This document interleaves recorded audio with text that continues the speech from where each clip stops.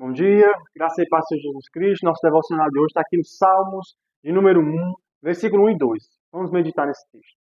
Bem-aventurado o homem que não anda no conselho dos ímpios, não se detém no caminho dos pecadores, nem se assenta na roda dos escarnecedores. Antes, o seu prazer está na lei do Senhor, e na sua lei medita de dia e de noite. Até aqui. O Salmo primeiro, ele é colocado no início do saltério, como que definindo o caráter do homem que vai entrar no santuário ali para adorar a Deus, para louvá-lo ao Senhor. E esse salmo ele distingue que dois homens, dois tipos de pessoas, os justos e os ímpios. Os justos aqui descritos como alguém que amam a palavra de Deus, anelam pela lei de Deus, meditam na sua lei. São pessoas que se desviam do mal, fogem do pecado, não andam em caminhos tortuosos aqui. O ímpio não. O ímpio despreza a lei de Deus. O ímpio odeia a lei de Deus. O ímpio aqui é colocado como sendo alguém perverso e mau. E nós vemos aqui que eles têm o seu destino, a condenação, não prevalecem no juízo. Eles não permanecem na congregação dos justos. Eles são como a palha que o vento dispersa. Os justos não são assim. Vamos meditar um pouco no versículo 1 e 2.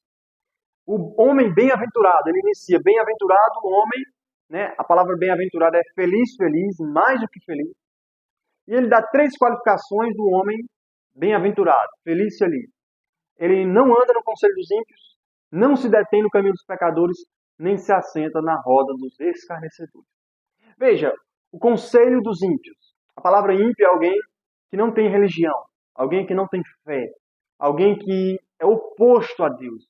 É alguém sem piedade, irreverente. E nós vemos que o ímpio, ele é descrito aqui como alguém que tem que dar conselhos. Ele instrui pessoas. Nós, os justos, que amam a Deus, que anelam pela lei de Deus, nós não andamos com os seus conselhos.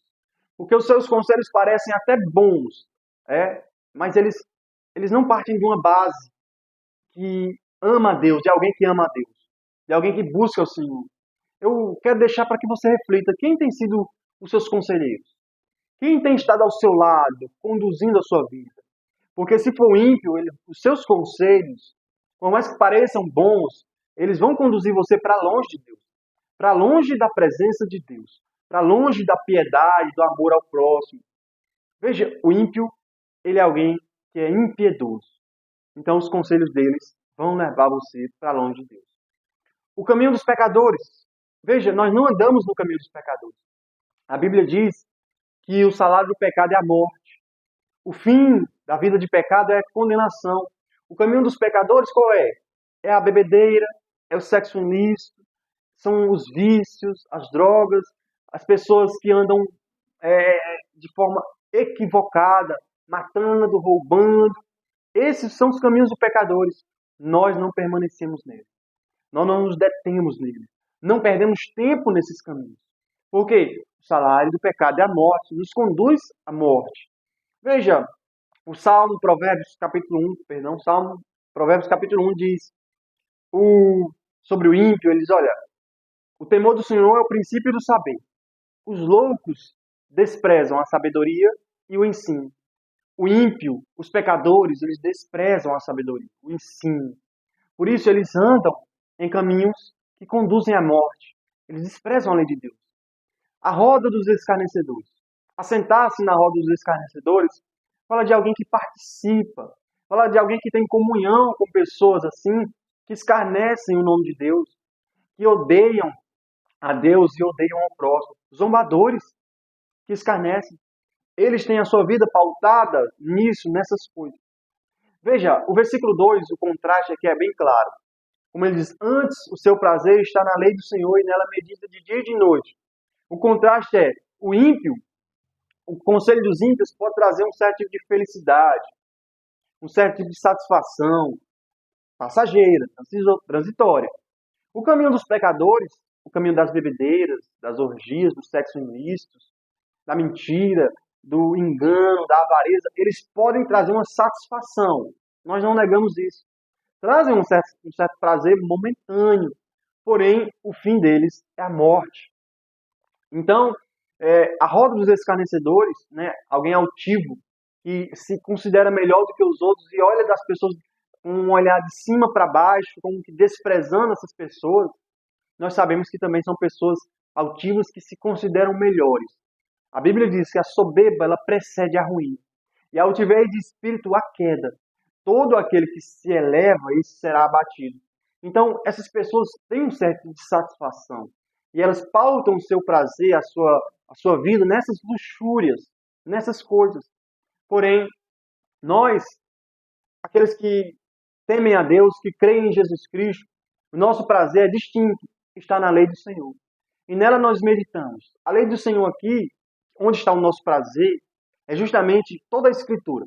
Pode se referir a uma lei específica ou a Escritura vigente na época que foi escrito o Salmo.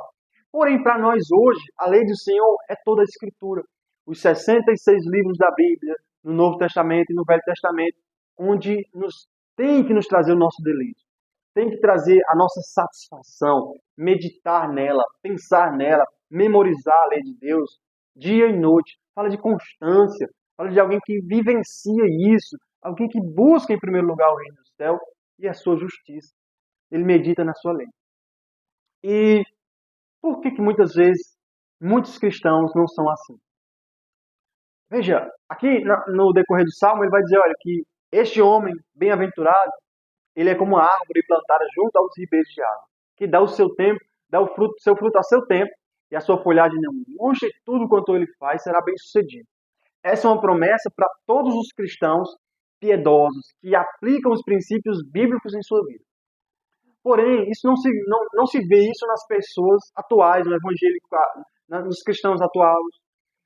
São vistas pessoas frustradas espiritualmente, pessoas vivem ali emaranhadas com pecados, envolvidos com pecados, escândalos. Por quê?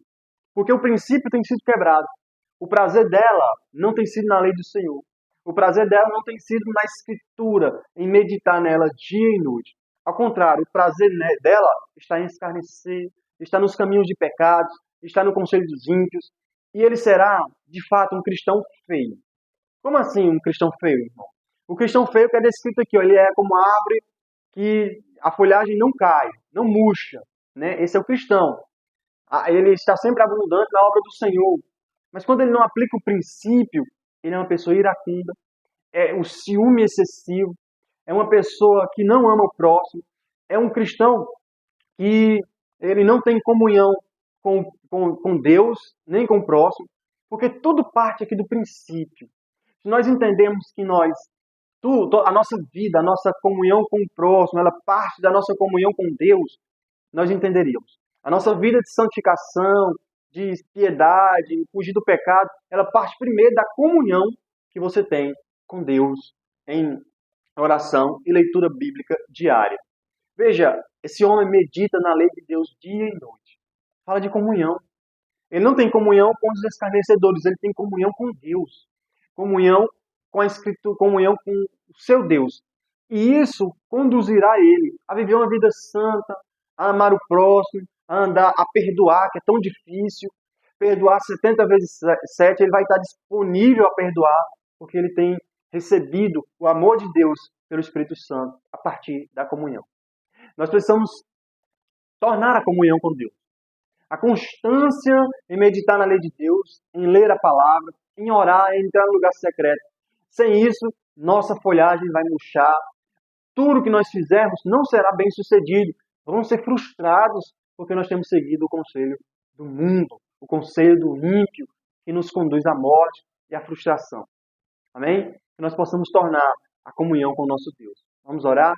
Senhor Deus e Pai, oramos, Pai, nessa manhã, para que o Senhor possa despertar o teu povo, Senhor, para a comunhão, para a leitura bíblica diária, para buscar o Senhor de todo o coração, Senhor, para buscar em primeiro lugar o teu reino e a tua justiça, Senhor, com a convicção, as demais coisas, Senhor, serão acrescentadas como está escrito. Senhor. Conduza cada um de nós a estarmos em unidade com o teu Espírito Santo. Assim eu te oro em nome de Jesus. Amém. Amém. Amém, meu irmão, minha irmã. Eu quero convidar você a compartilhar esse vídeo com mais pessoas. Deixe o seu like, comente aqui no vídeo. para que o YouTube entenda que esse conteúdo é relevante. Amém? Deus abençoe e glória a Deus.